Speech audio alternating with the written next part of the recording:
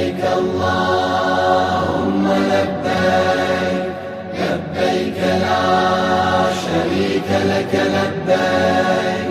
إن الحمد والنعمة لك والملك لا شريك لك لبيك. اعوذ باللہ من الشیطان اللعین الرجیم. بسم اللہ الرحمن الرحیم. وصلی اللہ علی محمد وآل بیتہ الطیبین الطاہرین المعصومین. مناسک عشق درس نمبر 5 کو لے کے مومنین کرام کی خدمت میں حاضر ہوں. ان دروس میں ہم ان موارد کو آپ کی خدمت میں بیان کر رہے ہیں کہ جو عام طور پہ عام لوگوں کے لیے مخفی موارد شمار ہوتے ہیں کہ عام لوگ اس کو اتنی اہمیت نہیں دیتے کہ میرے اوپر حج واجب نہیں ہے، لیکن در حقیقت ان موارد کو سامنے رکھتے ہوئے بہت سارے لوگوں کے اوپر یہ موارد فٹ آتے ہیں اور وہ ان کے مصادیق قرار پاتے ہیں اور ان کے اوپر حج واجب ہوتا ہے. انہی موارد میں سے ایک مورد یہ ہے، اگر کسی کے پاس کوئی ایسا مال ہے، پیسہ ہے جسے بیچنا اس کے اوپر واجب نہ ہو. کوئی ایسا مال ہے اس کے اوپر، کوئی ایسی اس کی چیز ہے جس کو فوراً بیچنا اس کے اوپر واجب نہیں ہے کیونکہ وہ اس کی ضرورت ہے، لیکن وقت گزرنے کے ساتھ اسے اس چیز کی ضرورت نہیں ہوتی ہے، وہ اس سے بے نیاز ہو جاتا ہے. تو ایسی صورت میں چاہے اس چیز کو بیچنا ہی کیوں نہ پڑے، بیچ کے اس کے ساتھ حج کرنا واجب ہوگا اگر اس سے حاصل ہونے والی جو قیمت ہے، جو پیسہ ہے، اس سے حج کے انتظامات ہو سکتے ہوں. یا اگر سارے انتظامات نہیں بھی ہو سکتے ہیں، مثلا تھوڑے بہت انتظامات ہوتے ہیں اور باقی کچھ پیسہ آلریڈی اس کے پاس موجود ہے، تو ایسی صورت میں بھی اسے بیچے اور اپنی طرف سے باقی ماندہ پیسے ایڈ کر کے حج کا انتظام کرے اور حج کرنا اس کے اوپر واجب ہوگا. اب اس کی ہم 2 مثالیں اپنے مومنین کی خدمت میں پیش کرتے ہیں، 2 یا 3 مثالیں. مثال کے طور پر اگر کسی خاتون کے پاس زیور ہے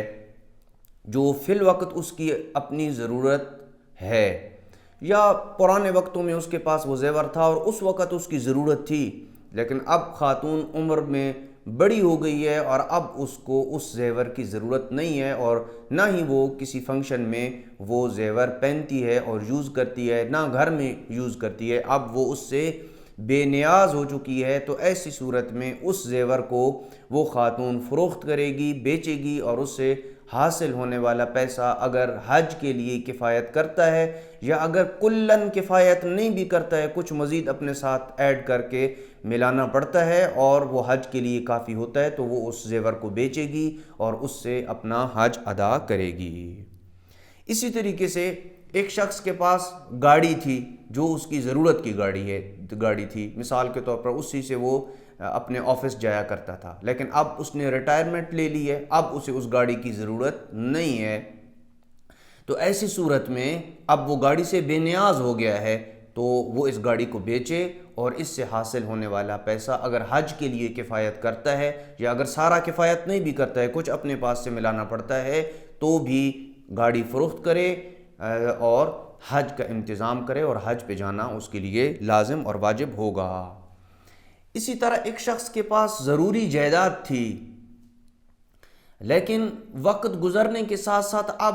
وہ جائیداد یا وہ مکان اب اس کی ضرورت نہیں رہا ہے، بے نیاز ہو گیا ہے اس سے. تو ایسی صورت میں بھی چاہے اسے بیچنا ہی پڑتا ہے، تو اس سے حاصل ہونے والی جو رقم اگر وہ حج کے اخراجات کے لیے کفایت کرتی ہے یا اگر اس سے پورے حج کے اخراجات نہیں آتے ہیں، اگرچہ پراپرٹی کو بیچتے وقت اتنے اخراجات نکل آتے ہیں جس سے انسان کم از کم سرکاری سکیم میں حج جو ہے وہ کر سکتا ہے، تو بیچے اور اس سے اپنے فریضہ حج کو ادا کرے. اب یہ وہ مثالیں جسے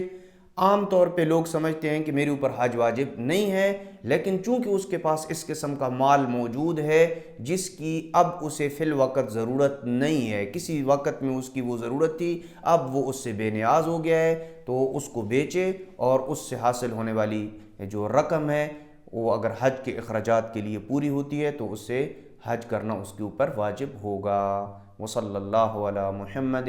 وآل بیتہ الطیبین الطاہرین المعصومین.